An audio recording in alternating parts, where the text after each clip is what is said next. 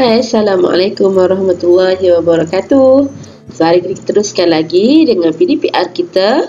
Kita masuk dalam bab yang baru iaitu bab 6, iaitu asid dan juga alkali. Di dalam bab ini apa yang kamu kena belajar adalah kamu kena mengetahui sifat asid dan juga alkali serta proses penetralan. Okey, seperti mana kamu telah pelajari semasa berada di dalam tahun 6, kamu kena tahu bahawa ada beberapa contoh bahan yang kita boleh klasifikasikan sebagai bahan berasid dan juga bahan tidak berasid ataupun bahan beralkali. Okey, kita ingat balik apa kamu telah belajar. Asid dan alkali boleh didapati dalam pelbagai kegunaan harian kita. Contoh bahan berasid dan juga bahan alkali adalah asid adalah asid hidroklorik yang ada di dalam makmal dan juga larutan natrium hidroksida yang merupakan alkali. Kalau berada di rumah, contoh bahan berasid adalah cuka dan juga alkali adalah air sabun. Boleh sesiapa beritahu cikgu apakah contoh lain bahan-bahan yang merupakan bahan yang berasid dan bahan yang beralkali? Okey, jom kita tengok pula apakah sifat-sifat bagi asid dan juga bahan beralkali. Okey, kita pergi kepada maksudnya dulu. Okey, asid berasal daripada perkataan Latin iaitu acidus. Acidus ini bermaksud masam. Okey, asid berasal daripada perkataan Latin iaitu acidus yang bermaksud masam. Manakala alkali pula berasal daripada perkataan Arab yang bermaksud abu, tumbuh-tumbuhan. Okay, ataupun alkali. Okay, itu adalah dua perkataan yang kamu kena belajar hari ini. Asid dan juga alkali. Contoh bahan yang berasid adalah asid hidroklorik dan juga cuka seperti mana cikgu terangkan tadi. Okay? Dan contoh bahan beralkali adalah natrium hidroksida dan juga air sabun. Okay, boleh sesiapa beritahu cikgu apakah contoh-contoh lain bahan yang merupakan bahan berasid dan juga bahan beralkali. Okay, ada banyak. Kalau kamu pergi tengok di dapur, kamu akan jumpa ada lemon, ada limau, ada apa lagi? Ubat gigi. Itu adalah contoh-contoh bahan berasid dan juga bahan beralkali. Okey, untuk kita kelaskan dia sama ada dia adalah bahan berasid ataupun bahan beralkali, ada beberapa ujian yang kita perlu lakukan untuk memastikan bagaimana proses pengelasan itu berlaku. Okey. Alright, mari kita tengok apa dia sifat-sifat bagi asid dan juga alkali. Yang pertama adalah asid itu nilai pH-nya adalah kurang daripada 7. It is less than 7. pH dia adalah kurang daripada 7, manakala bahan yang beralkali adalah lebih daripada 7. Okey, nanti cikgu terangkan pada kamu pH itu apa dia. Alright, next one is kalau kita rasa guna lidah, kita akan rasa bahan yang berasid itu rasanya adalah rasa masam. Okey. Manakala bagi alkali rasanya adalah rasa pahit, dan kedua-dua asid dan juga alkali yang pekat akan menyebabkan sesuatu bahan itu mengakis. Okey. Next one, bagi asid dia dapat menukarkan kertas litmus biru kepada merah. Okey. Biru kepada merah. Biru kepada merah. Okey, manakala bagi kertas litmus merah, dia akan bertukar menjadi warna biru. Okey, yang ni kamu kena tahu bezalah. Kertas litmus ada dua jenis. Kertas litmus biru, kalau dia adalah bahan berasid, dia akan tukar jadi warna merah. Manakala kertas litmus merah akan kekal jadi merah. Okey. Bagi bahan beralkali, kertas litmus merah akan bertukar jadi biru, manakala kertas litmus biru akan masih kekal menjadi biru. Okey, ini sifat yang keempat. Manakala yang terakhir, sekiranya bahan berasid itu bertindak balas dengan logam. Okey, asid campur logam, dia akan menghasilkan gas hidrogen. Kalau kita uji gas hidrogen ni, ingat lagi bagaimana kita nak menguji dalam bab 5 kita dah belajar hari itu. Gas hidrogen kita boleh uji dengan menggunakan kayu uji menyala. Okey, jadi apa hasilnya? Kayu uji menyala akan terpadam dan dia akan menghasilkan bunyi bunyi pop. So itu adalah sifat bagi asid. Manakala untuk alkali, sekiranya bahan itu adalah bahan beralkali, so tidak ada tindak balas alkali dengan logam. Okey, so ada 1, 2, 3, 4 dan 5 sifat asas bagi alkali dan juga asid. Okey, jom cikgu terangkan satu-satu aktiviti 6.1 untuk mengkaji sifat-sifat asid dan juga alkali. Okey, sebagaimana cikgu dah terangkan tadi, nilai pH bagi bahan berasid adalah dia mesti kurang daripada 7. Manakala bahan itu adalah bahan beralkali, sekiranya nilai pH-nya melebihi 7. Okey, so apa yang kita kena lakukan? So, tengok dalam gambar rajah ini kita ada bahan, kita ambil asid dan juga bahan beralkali. Kita letakkan di dalam piring Petri, kemudian kita uji dengan kertas pH. Sekejap lagi cikgu akan tunjuk pada kamu bagaimana rupanya kertas pH. Okey, apa hasilnya kalau kita menggunakan dua bahan, asid dan juga natrium hidroksida cair. So asid ini adalah bahan berasid.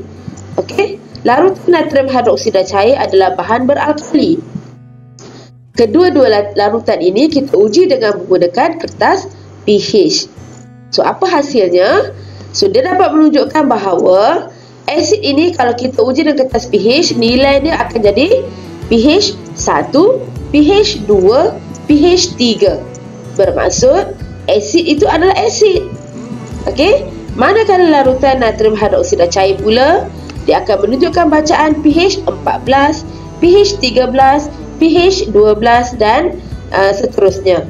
So itu adalah menunjukkan bahawa larutan natrium hidroksida cair merupakan bahan beralkali. Okey, kita pergi next one. Okey, ujian untuk rasa. Kamu dah tahu dah ni, kalau kita ada larutan air limau nipis dan juga jus peria. Okey, larutan air limau nipis kita rasa dengan lidah. So apa kita rasa? Kita akan rasa masam. Okey, manakala jus peria kita akan rasa pahit.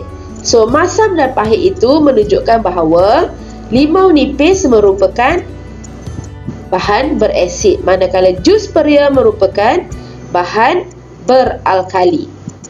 Okey, so next one is, cikgu ambil. Okey, so yang seterusnya adalah sifat mengakis. Untuk sifat mengakis, so apa yang kita gunakan adalah asid hidroklorik pekat dan juga larutan natrium hidroksida pekat. Kedua-dua bahan ini kita gunakan bahan yang pekat.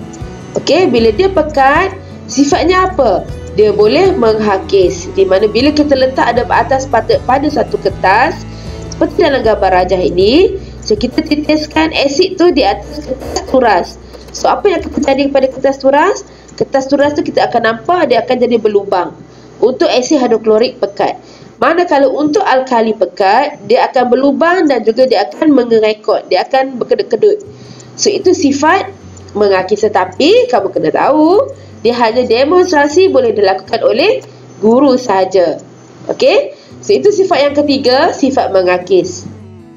Okey, cikgu terangkan untuk sifat yang keempat dan juga kelima. Okey, dengan menggunakan kertas litmus biru dan kertas litmus merah, so kita boleh uji sama ada bahan tersebut adalah bahan berasid ataupun bahan beralkali. Okey, so bahan berasid, contoh cikgu ambil larutan ni adalah larutan asid hidroklorik cair, dan yang kedua cikgu gunakan larutan natrium hidroksida cair. Jadi kedua-duanya cikgu letakkan pada atas jubin, kemudian cikgu letakkan dengan kertas litmus biru dan juga kertas litmus merah. So apa yang kamu nampak? Okey, kertas litmus biru akan bertukar menjadi warna biru. Kertas litmus biru akan bertukar menjadi warna merah.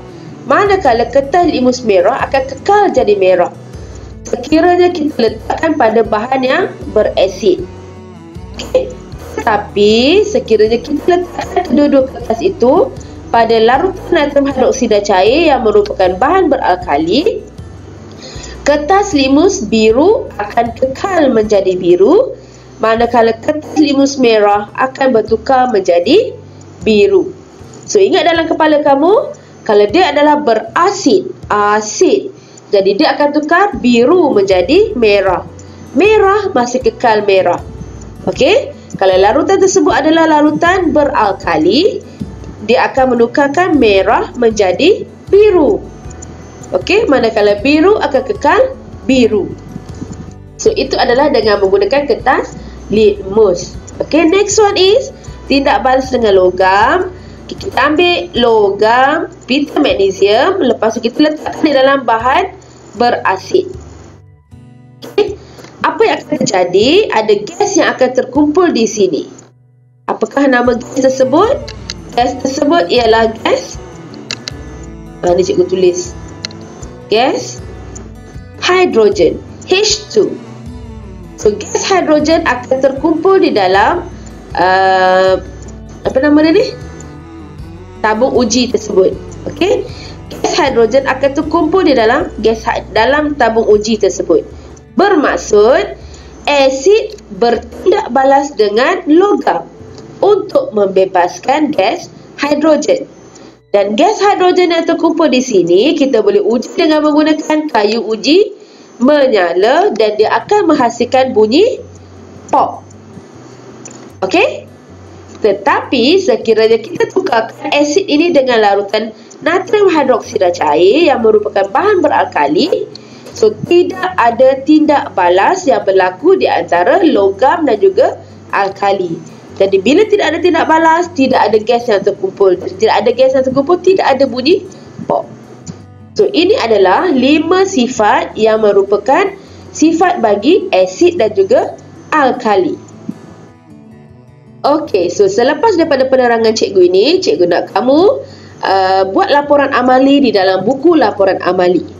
Okey, kemudian lengkapkan jadual yang ada di buku surat sebelah ni. Cikgu tunjuk kat kamu ni, this one. Ni, jadual pemerhatian kamu kena lengkapkan. Kita tengok ni aktiviti A, B, C, D dan E. Tulis apa perubahan yang berlaku. Kalau dia melibatkan E adalah logam, so tulis dekat sini ada tindak balas dengan logam menghasilkan gas hidrogen. Ada tindak balas dengan logam untuk bahan beralkali. So macam tu. So lengkapkan jadual di bawah ini. Okey. Kemudian jawab soalan. Okey, mari kita jawab soalan sama-sama. Soalan 1. Apakah julat nilai pH bagi bahan beralkali? pH bagi beralkali. So nilai pH bagi bahan beralkali adalah 7. Okey. So, berikan satu inference bagi pemerhatian anda dalam aktiviti E. Okey. Pemerhatian kamu apa? Menghasilkan bunyi pop. So, itu pemerhatian kamu. Kenapa adanya bunyi pop? So, inference-nya adalah kerana tindak balas di antara logam dan juga asid akan menghasilkan gas hidrogen. Manakala bahan beralkali tidak bertindak balas dengan logam. Okey. Nombor 3. Mengapakah pita magnesium perlu digosok dengan kertas pasir sebelum digunakan? Okey. Sebelum pita magnesium itu digunakan, so kita perlu gosok dulu sampai berkilat. Apa tujuannya? Untuk membuang ataupun menyingkirkan bahan ataupun logam yang dah teroksida. Jadi perlu dibuangkan dulu. Alright. Okay, nombor 4, ramalkan rasa cuka dan daun semambu. Tak pernah rasa cuka. Cuka rasanya masam, manakala daun semambu rasanya pahit. Okey. Jadi yang terakhir, berikan definisi secara operasi bagi asid. Okey, apakah yang dimasukkan dengan asid? Asid ialah tulis semua ni. Asid ialah bahan yang mempunyai nilai pH kurang daripada 7, berasa masam, bersifat menghakis, menukarkan kertas litmus biru kepada merah dan juga bertindak balas dengan logam untuk menghasilkan gas hidrogen. Okey, maksud alkali ataupun definisi secara operasi bagi alkali ialah, so ini, nilai pH lebih daripada 7, berasa pahit, menghakis, menukarkan kertas litmus merah kepada biru dan tidak bertindak balas dengan logam. Okey, so good luck. Selesaikan tugasan kamu.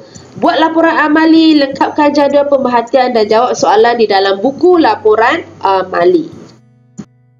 Okey, next one is kita pergi pula kepada peranan air untuk menunjukkan sifat asid dan juga sifat alkali. So, cikgu nak kamu tahu, asid dan juga alkali hanya akan menunjukkan sifatnya dengan kehadiran air. Bermaksud, bahan berasid kalau kamu tak larutkan dalam air, maka sifat keasidan dan sifat kealkaliannya kamu tak boleh nampak. Faham? Okey? Jadi kena larutkan di dalam air. Cikgu bagi contoh situasi pada kamu. Katakan cikgu ada serbuk sabun dengan larutan air sabun. So kedua-dua bahan ini berbeza. Satu dalam keadaan serbuk tidak ada air, manakala satu dalam bentuk medium yang berair. Jadi yang mana satu yang akan menunjukkan sifatnya? Yang akan menunjukkan sifatnya adalah sekiranya bahan tersebut kita larutkan dengan air. So sabun yang kering yang tidak ada air tidak akan menunjukkan sifat kealkaliannya. Okay, jelas? Okay, cikgu terangkan satu persatu bagaimana dia menunjukkan sifatnya. Contohnya di sini. Ini adalah asid ethanoik glasial tanpa air. Ada air. Kemudian kita letakkan litmus. Kamu dah tahu yang ini adalah bahan berasid. Tetapi bahan berasid ni kering, tiada medium air. Okey? Kamu dah ingatlah kepala, kalau kita letak ketal litmus biru, so kalau bahan berasid dia akan tukar biru menjadi warna merah. Tetapi disebabkan tidak ada air, tanpa air, sifat itu tidak dapat ditunjuk dan menyebabkan ketal litmus biru akan masih kekal warna biru. Okey? Ketal litmus biru masih biru sebab tiada air. Tetapi sekiranya asid tersebut kita larutkan di dalam air, so kita letak air, kita larutkan asid itu di dalam air. So apa kamu nampak? Ketal litmus ini bertukar menjadi warna merah. So ini menunjukkan bahawa sifat keasidan dan juga sifat kealkalian sesuatu bahan akan dapat ditunjukkan dengan kehadiran air. Okey? So next one ialah bahan beralkali. So pepejal, natrium hidroksida, pepejal. Okey, natrium hidroksida seperti mana kamu dah belajar tadi, ia adalah bahan beralkali. Jadi dia akan confirm menukarkan ketal litmus merah menjadi biru. Tetapi tanpa air, ketal litmus merah masih kekal berwarna merah. Manakala dilarutkan dengan air, dia akan menukarkan ketal litmus merah menjadi biru. Ini menunjukkan bahan beralkali juga perlu dilarutkan di dalam air untuk menunjukkan sifat kealkaliannya. Okey? Jelas? Alright. So kita pergi pada subtopik yang terakhir iaitu bahan berasid dan juga bahan beralkali.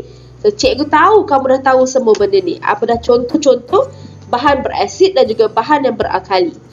Bahan berasid sekiranya dia mengandungi asid. Bahan beralkali pula sekiranya dia mengandungi alkali. Okey.